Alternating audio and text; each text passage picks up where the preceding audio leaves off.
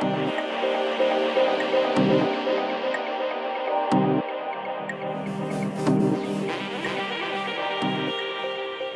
again, and welcome to Mastering V-Ray, lesson number 4, part 2.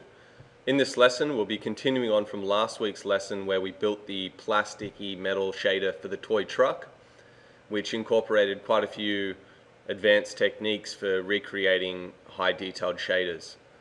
The importance of this lesson, now that we're transitioning to a more metallic and reflective material, is in balancing the reflection and the diffuse components of the shader. There's a lot of little detail in this shader, like if I zoom in, you can see there's dust and fingerprints and little scratches, but the importance of this is going to be on trying to get that reflectivity and those multiple lobes really showing up in your reflections, which give it that realism. I've explained since lesson 2 now the importance of using the layered reflection shaders to reproduce this type of look that you just can't do any other way. In the future, I'm hoping Vlado will kind of introduce that GGX shader because it does that for you. So hopefully that'll be incorporated soon. But for now, this is the only way where you can recreate this effect that's visible here. So you'll notice if I zoom in, there's some colored reflection in it. But one tricky thing with this material is that we don't know if it's one layer or if it's a metal shader with a plastic kind of enamel coat that's been sprayed over the top. And what I mean by that is on the base here you can clearly see that the reflections are showing up slightly red, but as we get more towards the edge we kind of lose that, and it doesn't matter if it's an orange light, I can still just tell that as we get more towards the edge it looks almost like a different material. It's not behaving like the Wacom surface, for example. It almost looks exactly like there's just been another coat sprayed over the top. So in last week's lesson, all 3 of those layers in the shader were identical in the reflection. This week, however, I will be changing that top reflectivity to be a little less saturated in the color so that we get a more realistic effect seen in the photo here. So just before jumping into Max, I just want to say thanks for all the feedback I've got. There was a huge amount of subscribers that came last week, so I'm really thankful for that. And this will be the last week where I'm actually recording with the render boxes at work. So I've ordered a render farm at home, and from this point on, all future lessons I'll be able to do at home 100% with a render farm, and I'll just try and keep improving the course as we go along. So we're not even halfway yet, so there's still quite a lot of stuff to tackle, and I'm really looking forward to it. So let's jump into 3ds Max now. So in just the same way as last week, you can see that the Iron Man shader, the finished product, is still broken down into 3 different layers. But this week, instead of adding in all those extra dust layers and scratches and stuff, I've already shown you how to do that one way. So I'm going to show you how to introduce those scratches in a more compact way, trying to keep the layers down in the shader in order to reduce the render time. It's not how I do things on my own projects, simply because when you've got a render farm and when you're dealing with print, you don't really need to worry about render time so much because we're so used to waiting 4 or 5 hours for a render.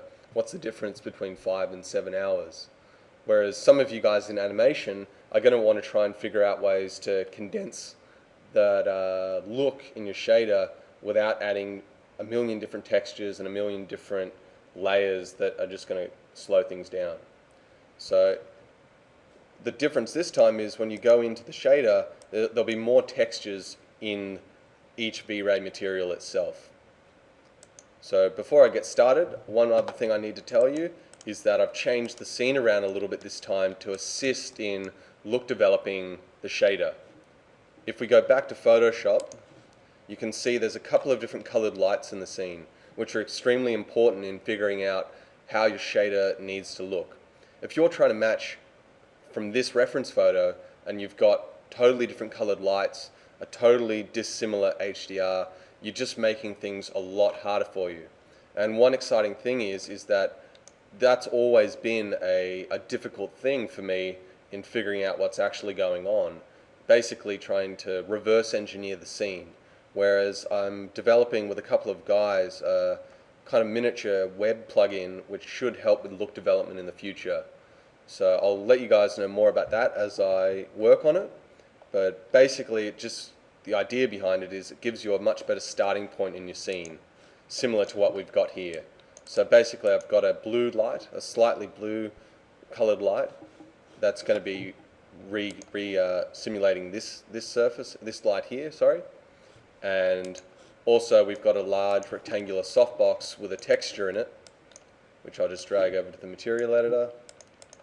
It's just a hand-painted texture that simulates a kind of softbox effect. You'll notice soon the importance of that, because if you just have one solid color, if we go back to Photoshop and zoom in here, you can see the center point of that light is stronger than the edges. And that's another thing that's going to create that bloomed highlight effect that's so hard to get when you're just using simple techniques like using a solid color in the light's texture. So all those little details, like I was saying last week, they all come together in order to reproduce that realism. You're trying to incorporate as much detail from reality as possible within reason, without going into spending 2 weeks creating high-res 8K textures similar to ILM artists do. So the reason why they get their quality so high is because they've got a whole bunch of individual team members working on one element of a shader, for example. Like, you'll have one guy going in and creating all the bump maps for the anisotropic metal. You'll have another dude painting in grunge maps. Things like that I've tried to reverse engineer from their methods and simplify in order to get a result that's extremely close without spending months of time. Another different thing I'm going to be doing this week is I'm going to be trying to streamline the process. That now that you know how shaders need to be layered, you don't have to do things in an exact order. You can, if you have a pretty good idea of how a shader is meant to look, there's no reason why you can't add in a few extra details at the start and then refine them later. Just last week I just didn't want to push too much random stuff into the shader at the start so you were confused as to what it was doing. But this week what I'm going to do is I'm going to try and create the diffuse layer first with all the textures and details that I think the shader will need later in time. So I'm going to more closely analyze the shader at the start and try and give myself a head start in that respect. So first thing, like usual, I'm going to make a V-Ray material, and rather than going to a straight color, I'm going to go straight to putting a composite map in. Whatever, you just add a few layers at the start. Now at the base, that's where you put your V-Ray color. And if I look at the reference, sorry, let me just bring the reference up. You can see that there is some diffuse value in this shader. So it's a little bit of a tricky shader in that it's not fully metal and it's not fully diffuse. But you can definitely see at angles that there's quite a lot of diffuse light being bounced into the shader, and it's kind of got a red type value to it. But also you need to be careful because there's a little bit of a blue quality to it as well. So going back into Max, I'm just going to set that up.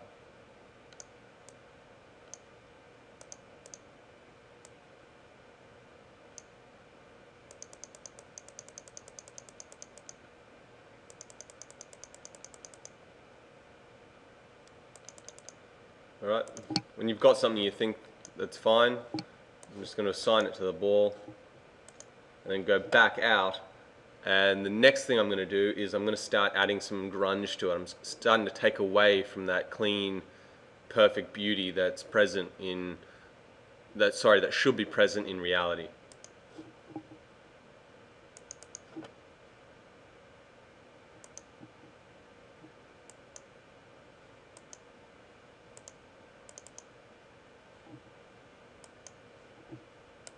I'm just going to multiply it over the top, and you'll see here in the shader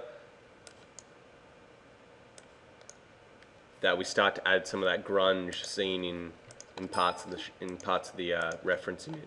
You see the little dark spots here and there, it's definitely not a perfect shape. There's a lot of damage that's been done to that material. But starting out as a default value, it's just too dark. It's just going to take away too much from the shader itself. I'm going to put a color correction over the top of it and swap it to advanced mode. Like I was saying last week, I don't use the standard type because it affects the quality of the texture. I'm just going to slide it up until I get a value that I think looks okay. There's still enough white in the shader not to totally damage it, but there's going to be enough detail cast through to be visible in the actual render itself. Another thing you can do at the start is put a Burcon texture in to overlay some procedural detail. I try and steer clear of having just textures or just procedurals. They always work better together. You'll never get some randomness in procedurals as you would in textures, and you'll never get the tileability you'd get using procedurals as you would with textures. So I'm going to add that in now.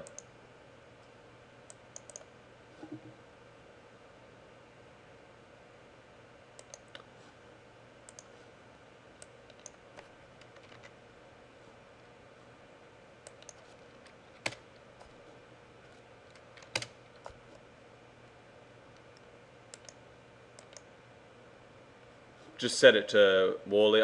All I'm trying to do, it doesn't really matter what this texture looks like so much. All you're trying, because it's so subtle in the final render, you're just trying to introduce some variation into the diffuse. It's not meant to be in your face and totally visible. It's just some subtle detail to distract you from realizing it's a perfect surface.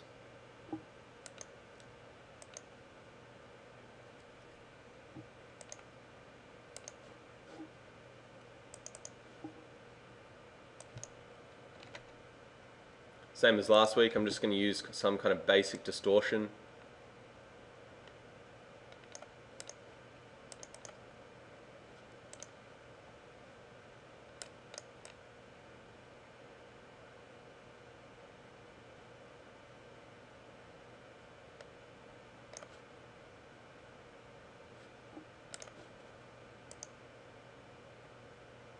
So I'm also going to add a little bit of color into the shader, into the texture as well.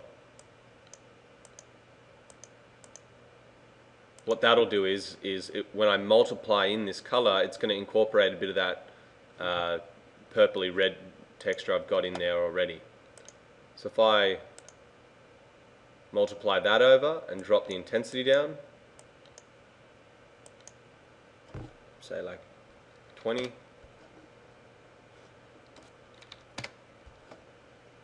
you can see it just does a very subtle job of adding some roughness to the surface. Take it on and then put it back on. Might not be enough, so you can just go up a little bit.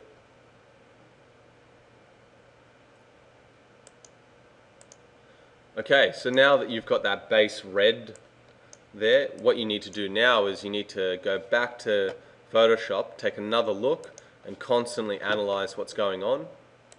And if you remember what I was saying earlier about trying to incorporate all the dust in a more condensed format, what we did last week is, with these fingerprints and stuff like that, we layered those into the shader with a totally different V-Ray material. So we built the dust itself and then blended that in with a texture map. Whereas this time I'm going to try and do more work inside the composite texture itself. So I'm going to go back into Max, and I'm going to add in that dust surface.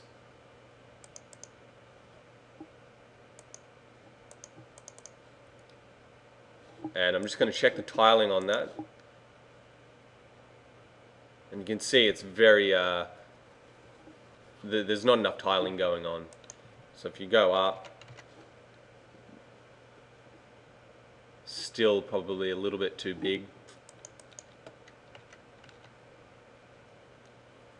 So that's better. Now for a 50 centimeter shader ball, now you've got something that's a little bit closer. It might not be perfect, but for the sake of the tutorial, it's close enough.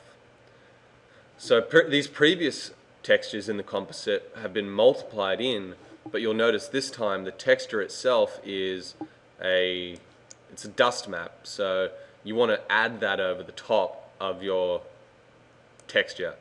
So if I set that to addition, and don't get confused, this composite texture is very badly coded, so some of these blend types produce a lot of errors, especially in V-Ray. So in Photoshop, if you were to put it on screen or linear dodge, it might work perfectly, but in 3D and in Max, I've experienced issues with that. So keep it to addition like it's supposed to be, and what you'll see has happened here in the texture is now that dust, the whiter parts of the texture are being added into the texture itself. But it's probably a bit too strong, so I'm just going to drop that a little bit.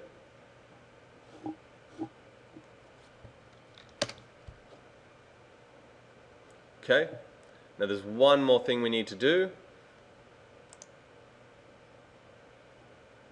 and that's add in another version of that fingerprint glossiness, but this time it's been inverted.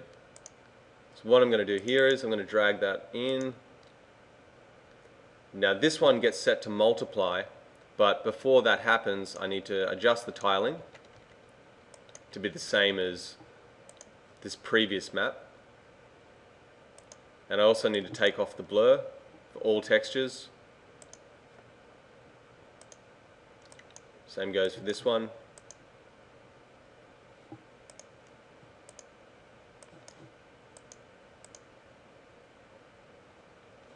And I'm going to multiply this through.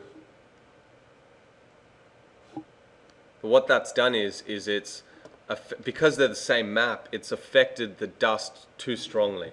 So I need to I need to adjust the output of this texture so it's only affecting a smaller area on the shader. What I'm trying to do with this texture is just overlay a few of those darker dots. So if I had a color map in the output,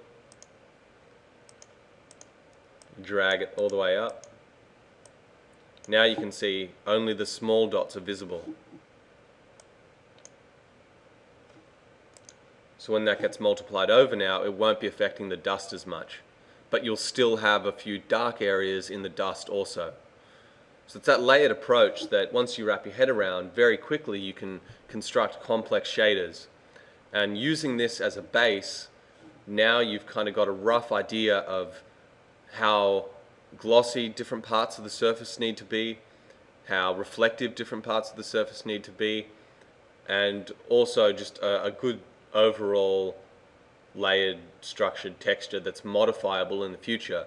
If a client comes back and says there's too much dust, now you've got those on layers and you can just turn them off. So if the client doesn't like it, if the client thinks it's too dirty, you just turn them off.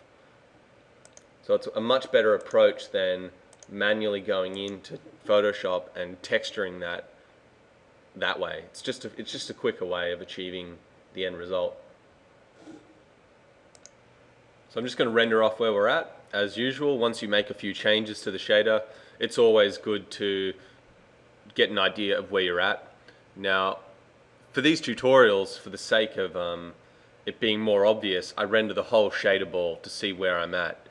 But on a live job, you don't have time for that. So what I do is I set the render to the final resolution that it's going to be, and just do a whole bunch of crop renders and region renders to get a feel for what's happening at the final resolution.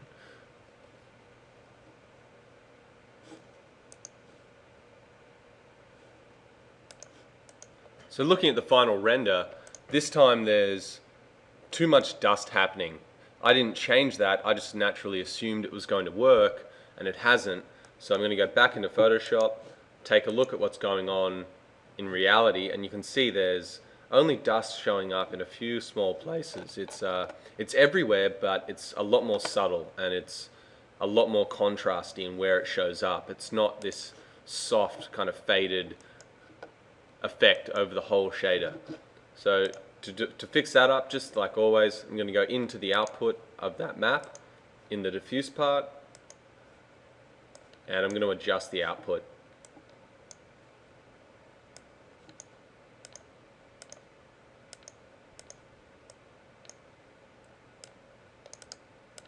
And if I drop it down, we're effectively increasing the contrast in the map. And now it's going to show up in less places, but the places that are still strong up in these areas of the texture will still be very visible. So I'm going to do another render and show you where we're at again. And you can see as that's rendering, I don't need to let the render finish because we've already matched kind of what's happening in the photo a lot more closely. If you take a look at this thumbprint here, there's a few little nicks and dings in spots, but it's not everywhere. So you get the occasional thumbprint, the occasional scratch.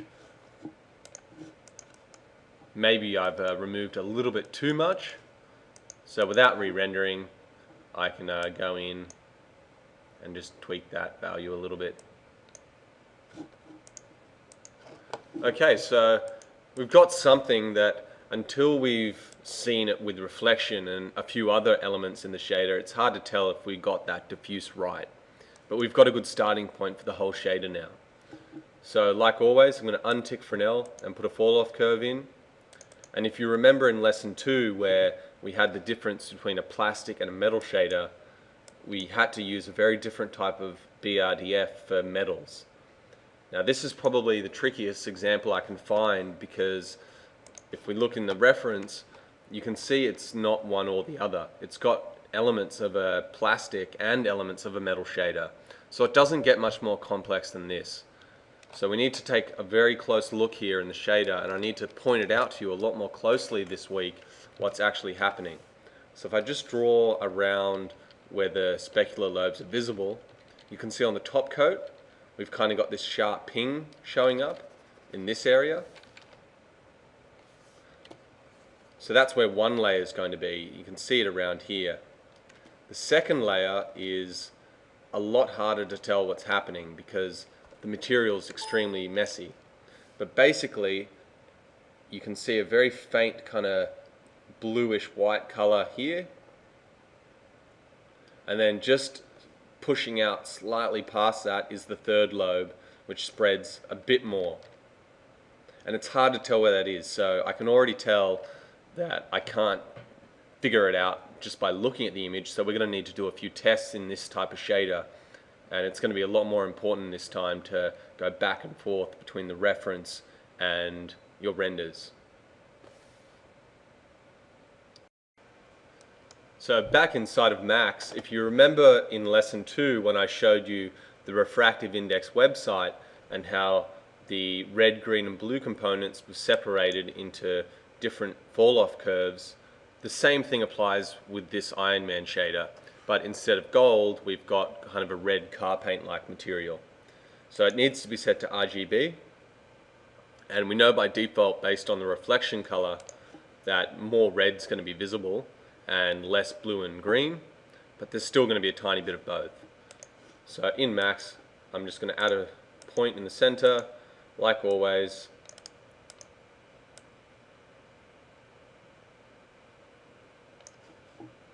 And just try and start tweaking those values. Now, I need to point out, I'm not actually looking at the curve in the actual file here. I'm looking at this ramp down the bottom because that's a visual representation of what's happening at different angles. So from left, you've got the facing angle and right, the edge angle. So that's always going to be more towards white. But it's this color in here that we need to get very close. And this is a hard shader. I can't determine what it's supposed to look like until I do some test renders. But I'm going to try and eyeball it as close as I can at the start, and we'll see how we go.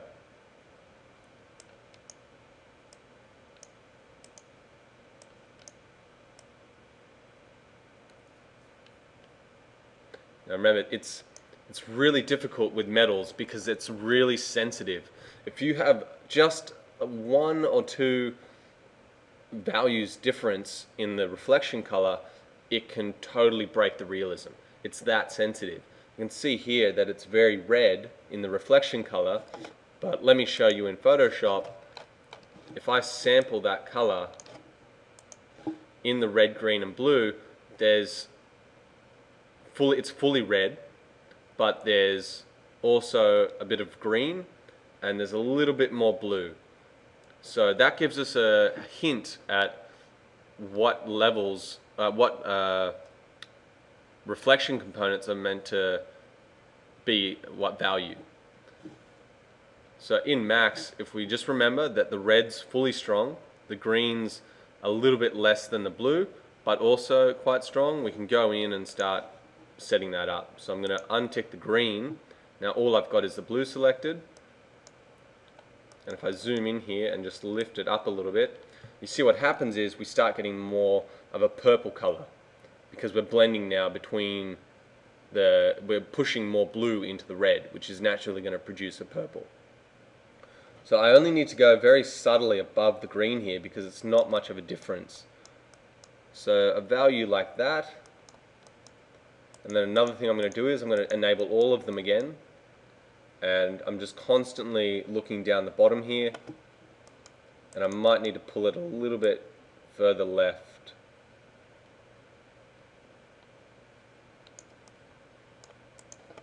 Okay, so now we need to do a quick test render once we set the glossiness, but 100% we're probably going to need to go in and change that color. So just as a starting point, I'm going to set the samples to 90 and the reflection glossiness to 0.8. And you can see if we look at the shader now, we've got this pinging highlight here. And most important in this is that we see the red on the outermost parts of the reflection and that slight purpley blue in the center. So back in Photoshop now, that's exactly what's happening. If I zoom out and turn off those layers, you can see in the center here we've got that slight bluish tint, but then towards the edges that's gone. It's a very solid red color. So that's perfect. I'm just going to do a test render of this and see where we're at. So looking at the render, one thing I've noticed is that the glossiness is too sharp, and the reason for that is because I forgot to set the material to ward. So if I set that to ward, you'll see what that does is it changes the distribution of the reflection. Now it more closely represents what I actually wanted it to do. So going back into Photoshop, you see that highlight spread is massive. So before having that set to blend, it was producing a result that looked like this. But we wanted it to look like this. Well, I wanted it to look like this. So I'm just going to re-render with it set to ward so we can see what it's actually meant to look like. Now we've got something that's a lot more closely resembling the base coat of this shader. So back in Photoshop, you can see that all that base layer is meant to replicate is this outer layer. This large spread out here.